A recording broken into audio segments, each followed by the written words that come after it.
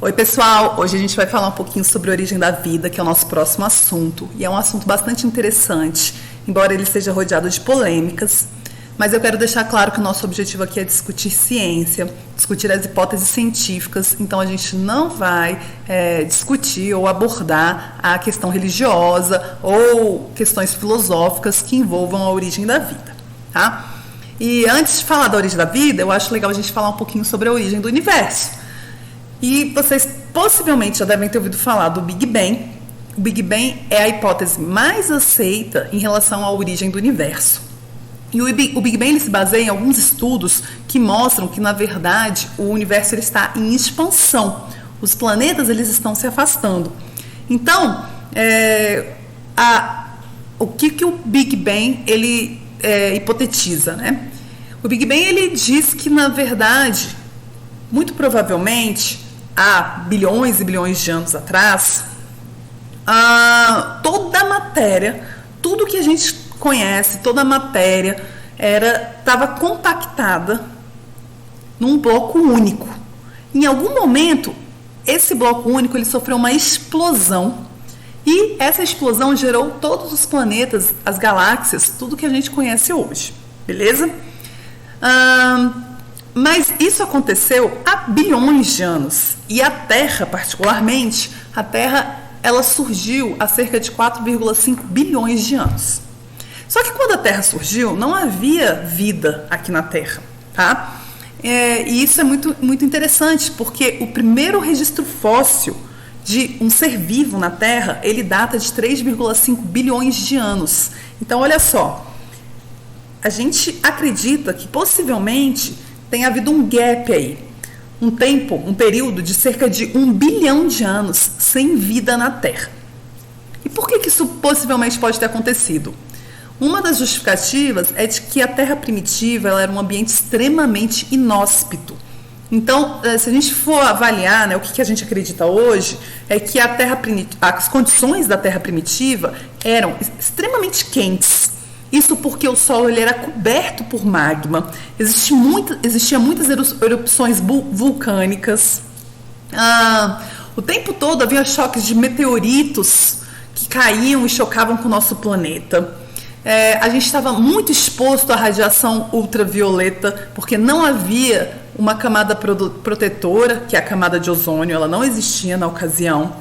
E, além disso, havia uma grande incidência de descargas elétricas. Continuamente haviam descargas elétricas no nosso planeta. Então era um ambiente extremamente inóspito. E depois de um tempinho é ótimo, né? Depois de 700 milhões de anos, a Terra ela começou a esfriar.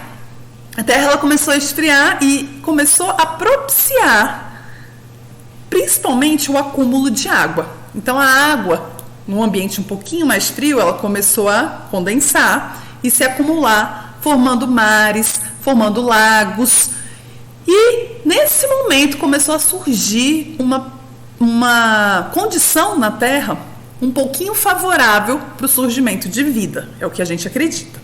Só que, na realidade, o primeiro relato de um fóssil, né, de um ser vivo que a gente tem, de um fóssil, é de 3,5 bilhões de anos. Ok? Em condições que pra gente ainda é muito inóspita. Eram condições muito extremas. Beleza. Mas a questão é, como é que surgiram esses primeiros seres vivos? Da onde eles surgiram, né?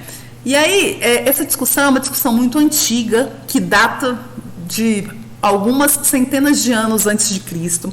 Então, Aristóteles, por exemplo, que viveu em torno de 300 a 400 anos antes de Cristo, ele já discutia essa questão de onde surgiu, como é que surgiu a vida.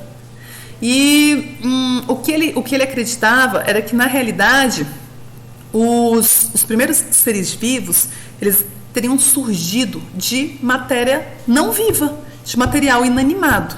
Isso porque ele fez umas observações, né, alguns experimentos simples, algumas observações, principalmente com enguia de água doce, e ele não conseguiu encontrar nesses animais órgãos reprodutivos, órgãos genitais, ele não conseguiu visualizar ovos desses animais, né, de posturas desses animais, E tudo isso fez com que ele acreditasse que aqueles animais eles haviam surgido espontaneamente, ok? E essa teoria, né, defendida por Aristóteles, ela foi defendida por muitos e muitos anos, por muitos outros pesquisadores, por muitos outros pensadores. E ela era conhecida como a teoria da geração, a hipótese, né? A hipótese da geração espontânea ou a hipótese da abiogênese. Então, o que dizia a abiogênese? Ela dizia que os seres vivos, eles teriam surgido de matéria não viva, de matéria inanimada, ok? E muitos pensadores, eles acreditavam nisso, realmente. Inclusive, um que é muito marcante é o Helmont. O Helmont, ele chegou a escrever uma receita para a produção de ratos e baratas. Então, a receita dele basicamente era a seguinte: você chega em casa, todo suado da escola, da educação física, aí você tira a sua camisa, coloca num cantinho, mas tem que ser um cantinho assim, que é um cantinho tranquilo, sabe, sem muita movimentação, escuro. Aí você coloca a sua camisa lá, coloca também um pouquinho, uns restos de comida, tipo uns restinhos de trigo, e deixa por cerca de 21 dias, que daí surgirão os ratos. Então ele estava ensinando como é que a gente poderia fazer ratos. O que é interessante a gente discutir aqui, gente, é a questão da metodologia científica. É extremamente importante que o cientista ele tenha hipóteses, mas que para comprovar essas hipóteses ele faça observações, experimentos e principalmente ele tenha controles adequados do experimento dele. O Helmont, ele simplesmente excluiu a possibilidade dos ratos eles virem do meio externo, né? Então, hoje a gente sabe que é fundamental a realização desses controles. Isso fez com que, na verdade, por muitos e muitos anos, essa hipótese da biogênese ela fosse aceita. Só para vocês terem uma ideia, essa hipótese ela perdurou até meados do século XIX, ainda sendo aceita. Ok? Então, além de ensinar a criar ratos, baratas, eles acreditavam também, por exemplo, que os sapos eles surgiam do lodo, dos pântanos, assim como os jacarés surgiam de restos de troncos de madeira boiando nos pântanos. E moscas surgiam de alimentos em decomposição, de frutas e de carnes em decomposição. Óbvio que nem todo mundo acreditava nisso e, particularmente, um pesquisador, um biólogo, né, italiano, ele não acreditava, ele começou a fazer algumas observações e ele começou a verificar que, na verdade, quando as moscas pousavam nos alimentos, surgiam alguns ovinhos e desses ovinhos eclodiam moscas similares. E aí, ele propôs um experimento, então, para tentar provar que, na verdade, os seres vivos, eles não surgiam de um ser não vivo, de uma matéria não viva, né? De uma matéria inanimada. Que os seres vivos, eles surgiam a partir de outro ser vivo. Essa teoria de que os seres vivos surgem de outro ser vivo é conhecida como biogênese. E esse camarada, que foi muito importante num pontapé inicial da biogênese, é o Francesco Redi. Francesco Redi era um italiano, então ele elaborou em 1668 um experimento bastante simples, onde inicialmente ele pegou um frasco aberto, colocou carne, num outro frasco que ele colocou carne também, ele fechou e deixou esses dois frascos, um aberto e um fechado, por um período, até que a carne ela entrasse em decomposição. O que ele notou? Ele notou que no frasco que ele manteve aberto, surgiram larvas, surgiram moscas, de fato. Mas o frasco que ele fechou, que ele lacrou, ele não verificou o surgimento de moscas. Ou seja, ele conseguiu perceber que, na verdade, as moscas elas não surgiam da carne. O que acontecia? As moscas, elas pousavam na carne, botavam seus ovinhos e as larvas, elas começavam a se desenvolver e se alimentar da carne, e elas, a partir do desenvolvimento, elas que iam se transformar nas moscas, ok? No frasco fechado, não havia aproximação de mosca, consequentemente, não havia surgimento de moscas nesse frasco. Quando ele mostrou isso para a comunidade científica, alguns falaram, nossa, que legal, mas outros criticaram, falaram, não, Redi, na verdade, você impediu, quando você fechou o frasco, de que a força vital para a produção de uma nova vida, a partir de uma matéria inanimada, você impediu que ela entrasse dentro desse frasco. O pessoal acreditava que, na realidade, era fundamental o contato do ar, porque a força vital ela estava presente no ar, ok?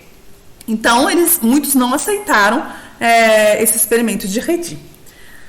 E aí, o que ele fez? Ele elaborou um outro experimento. No segundo experimento, ele pegou e, ao invés de ele fechar com uma tampa, ele fechou o frasco com uma redinha. Ele colocou tipo uma redinha para fechar, para não impedir a entrada do ar. Consequentemente, a tal força vital poderia entrar no frasco, beleza? Mas as moscas não iam conseguir ter acesso à carne, não iam conseguir pousar na carne. E quando ele fez esse experimento agora, comparando esse frasco fechado com a redinha e o frasco aberto, ele verificou a mesma coisa. Ele verificou que no frasco aberto havia o surgimento de larvas. Por quê? Porque a mosca pousa, bota os ovinhos e aí surgem as larvas, né? Na fase larval da mosca.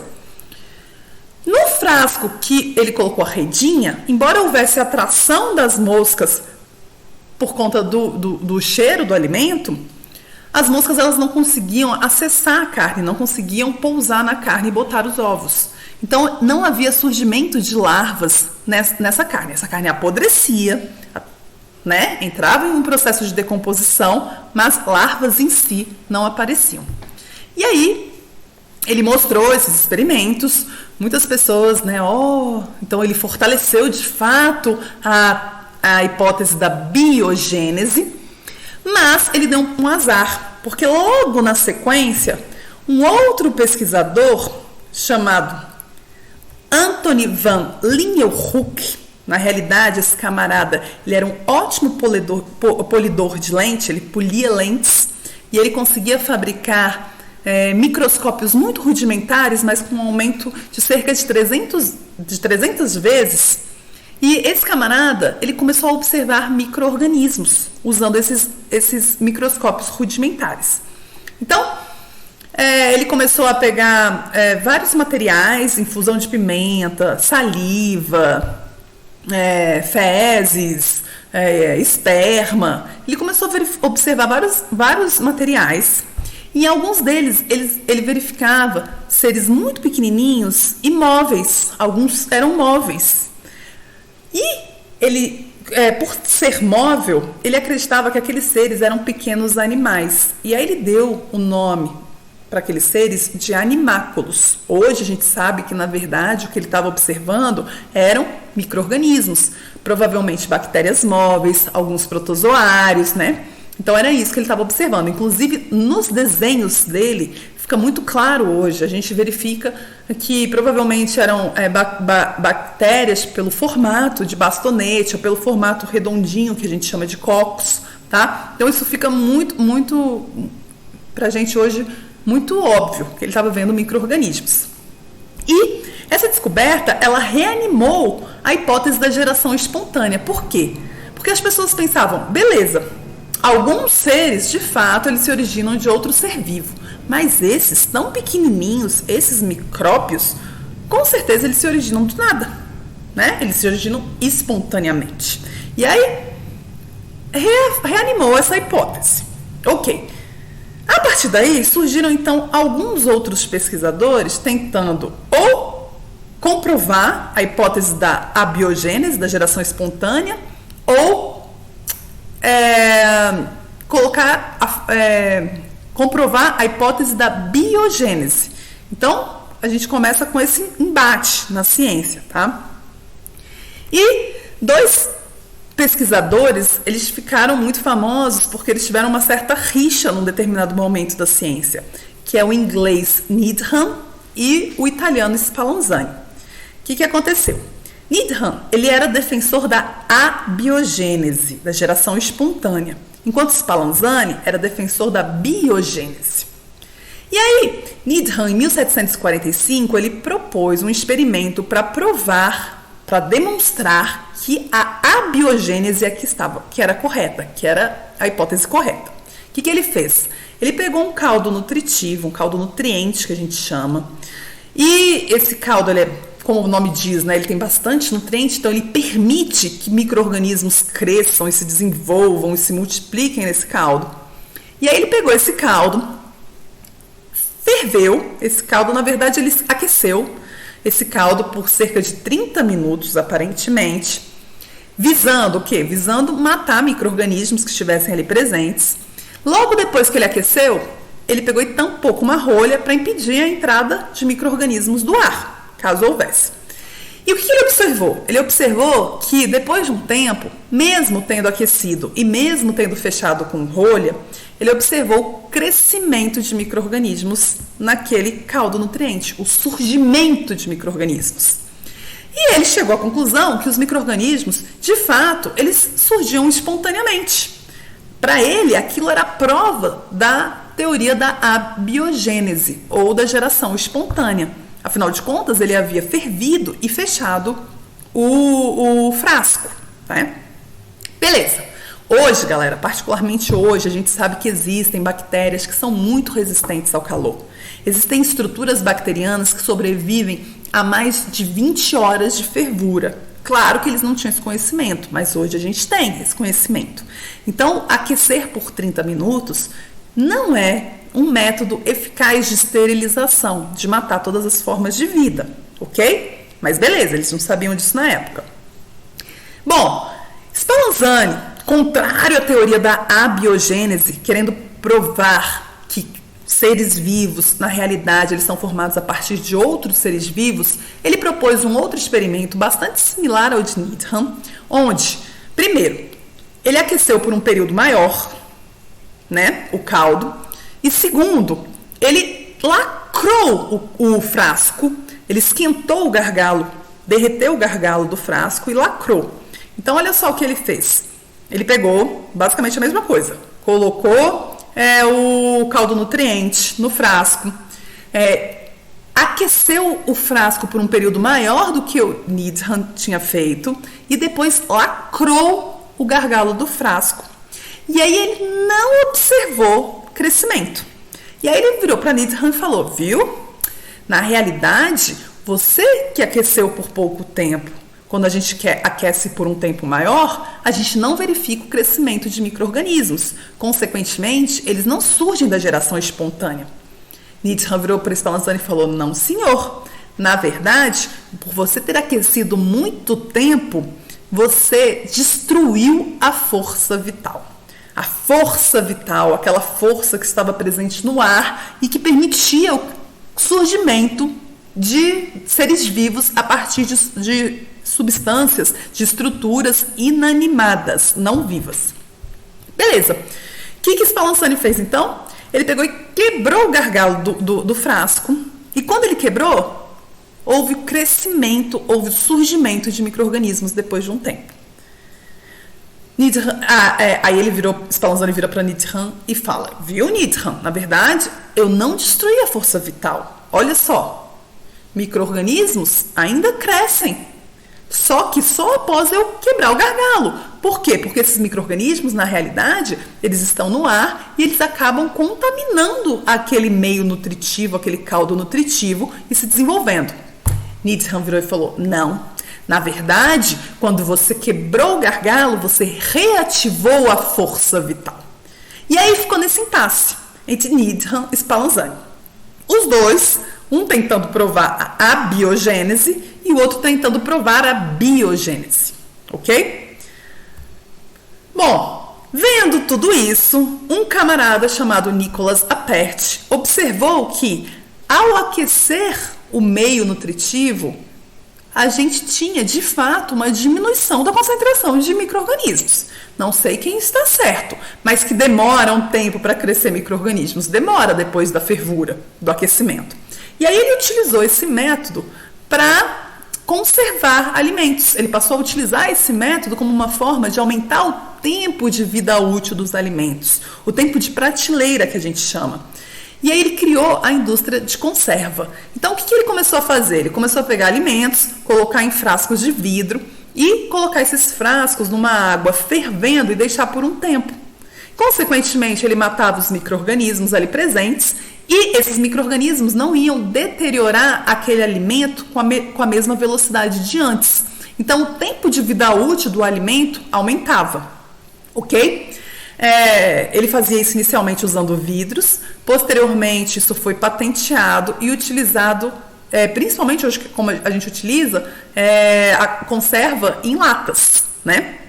Até hoje a gente utiliza esse método. Beleza. Mas mesmo assim ainda estava no impasse. A gente não sabia quem estava certo, se era a abiogênese ou se era a biogênese. Eis então que em 1860 a Academia de Ciência Francesa ela propõe um concurso para tentar para que algum pesquisador conseguisse, por algum experimento, comprovar a biogênese, que todo ser vivo ele se origina a partir de outro ser vivo.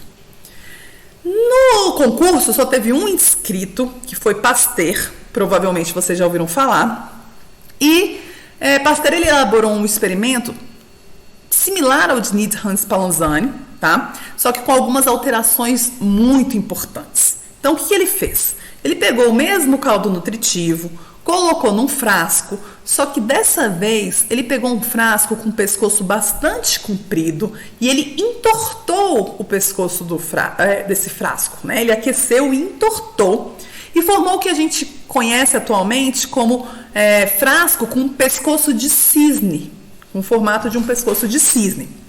Beleza. A partir daí, com esse frasco, o que ele fez? Ele aqueceu esse frasco da mesma forma que Hans Spallanzani fazia. Ele aqueceu o frasco por um período e, depois de um tempo, desligou a fervura e deixou. Só que dessa vez não houve crescimento de micro-organismo. E o curioso, galera, é que o frasco ele permitia a entrada de ar. Ele tinha esse pescoço bastante comprido, mas ele permitia a entrada de ar naturalmente. O que estava acontecendo nesse caso? A partir do momento que Pasteur ele fervia o caldo nutriente evaporava e depois de um tempo ele começava a resfriar, condensava e formava gotículas que ficavam presas nesse pescoço do frasco, nesse pescoço fino, nesse pescoço de cisne. E essas gotículas de água, elas impediam a passagem de micro-organismos. Elas serviam como uma barreira, uma espécie de filtro. Então, os micro-organismos que conseguiam entrar pelo ar, eles não conseguiam chegar até o meio nutritivo, acabavam por não contaminar e, consequentemente, não havia crescimento. Então, por muito e muito tempo, esse frasco ele ficou sendo mostrado e sem nenhum crescimento de micro-organismos detectado. Quando o Pasteur quebrava o gargalo, aí depois de pouco tempo, ele verificava o crescimento de micro-organismos. Por quê? Porque quando ele quebrava o gargalo, ele permitia a entrada de micro-organismos do ar e, consequentemente, a contaminação desses micro-organismos. Bom, com isso Pasteur conseguiu corroborar a hipótese da biogênese, fortaleceu a hipótese da biogênese e praticamente encerrou essa discussão. Beleza, galera? Então é isso que eu queria falar hoje. Lógico, aí depois, olha só, hoje a gente discutiu a respeito de se um ser vivo ele veio de um outro ser vivo ou se ele veio da matéria inanimada. E ficou claro com esses experimentos que um ser vivo, ele se origina a partir de outro ser vivo. Só que aí a gente entra numa outra questão. A questão seguinte é, beleza, se todo ser vivo ele se origina de um outro ser vivo, como surgiu o primeiro ser vivo? E é isso que a gente vai discutir na próxima aula, ok? É isso então. Beijinho para vocês. Até a próxima.